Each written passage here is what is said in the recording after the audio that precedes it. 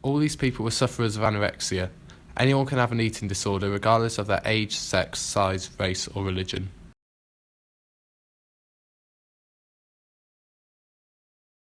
My battle with anorexia started when I was 14. I had no self-confidence and my body became a focus of paranoia. More than half of anorexia sufferers develop their eating disorder by the age of 10 years old.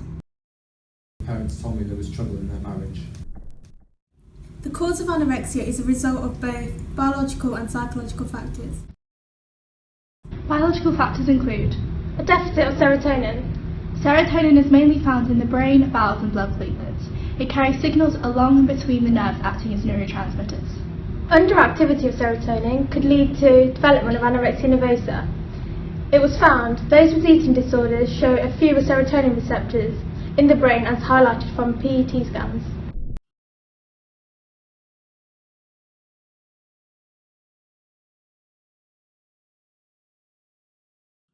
Keotow in 2005 made a link between those with anorexia and 5-HIAA levels. Dysfunction of the serotonin system leads to psychological effects, including behavioural traits. For example, perfectionism, being emotionally restrained, excessive worry, and feelings of obsessiveness are very common amongst sufferers, suggesting certain personalities could be more likely to develop the condition. Further psychological factors include high levels of stress and anxiety.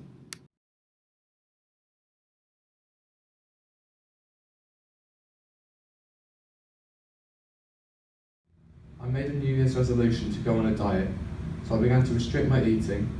I cut out fats, carbs and dairy, and I lived on rice cakes, apples and lettuce. Restricted eating and skipping meals is not only dangerous, it also doesn't work. Whenever the mind is deprived from enough energy to function adequately, stress is caused on the brain and the body. Over time, the lack of nutrition and carbohydrates will start to cause anxiety itself.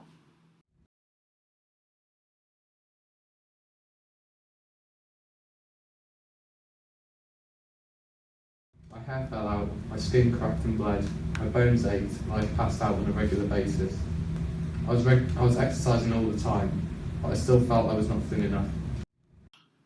Anorexia causes both physical and psychological damage such as dry skin and lips, headaches, fainting, and numerous others.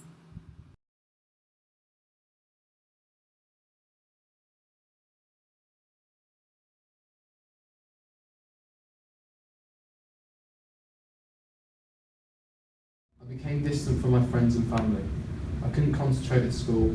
Nothing in my life seemed to be going right. I started to think that perhaps if I lost some weight and improved my fitness, things could change for the better. I assumed that thin people had fantastic lives, and I could too. Thoughts about food and weight can become obsessive, and evaluations of themselves will largely or entirely be in terms of their weight and general appearance. Social relationships can become affected also, as many sufferers report preferring social isolation to interacting with their peers.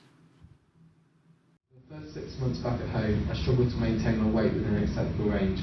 I had to get used to having to consume the large quantities of food that an active teenager needs to grow.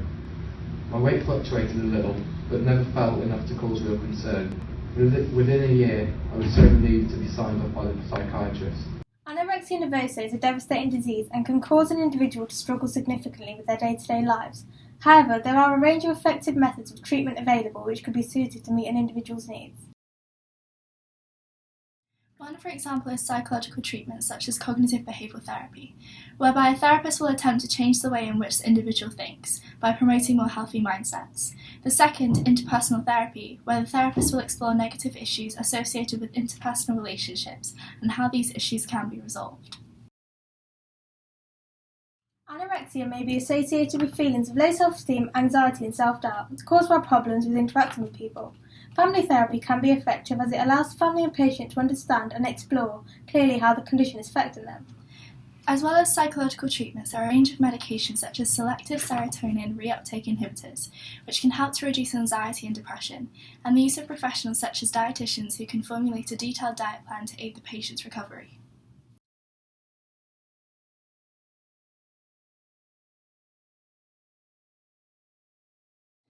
If you feel that any of this applies to you or are worried about someone you know, contact the Anorexia Helpline at 0345 634 1414. That's 0345 634 1414.